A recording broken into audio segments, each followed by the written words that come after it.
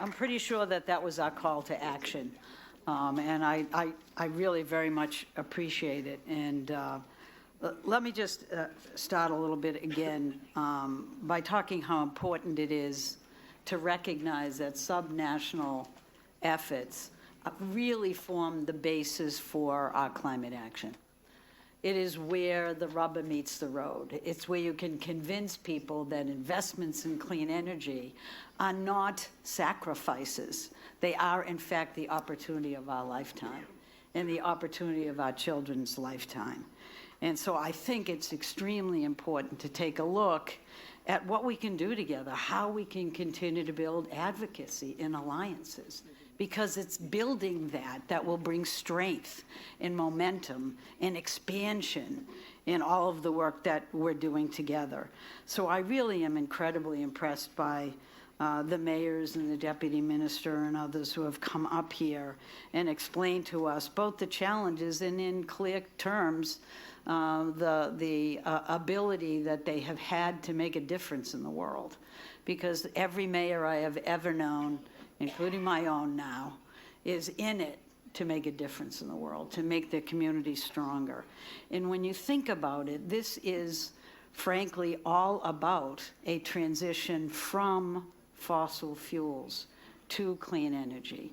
And with that transition, we have an opportunity to deliver clean air to the people in our communities. We have an ability to reduce the costs that they pay for electricity, to reduce the costs they pay on food. This is a long-term strategy for sure, but we must move fast and we must act together.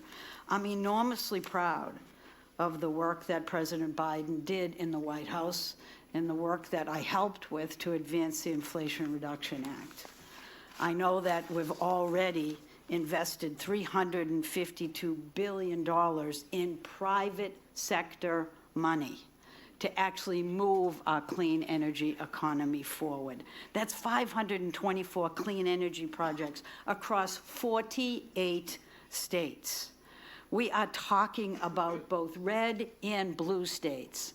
In fact, red states, which are the Republicans, where I never go, no, which are the Republican states, have more than 70% of the benefits so far of those investments. And we're talking about 272,000 jobs.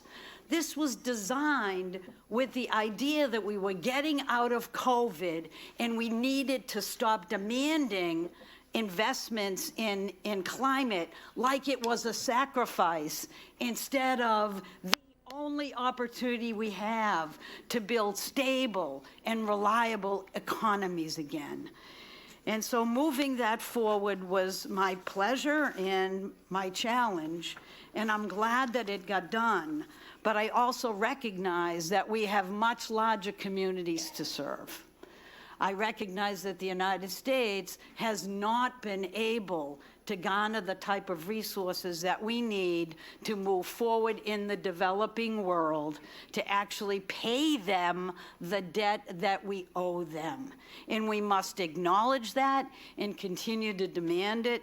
And even though I am not in government, I'm going to yell till the day I go, because we will have to get this done together. So while we have done well in the United States, we have not met our responsibility to the globe, our world. That's the challenge. And it begins at home. It begins at the community level.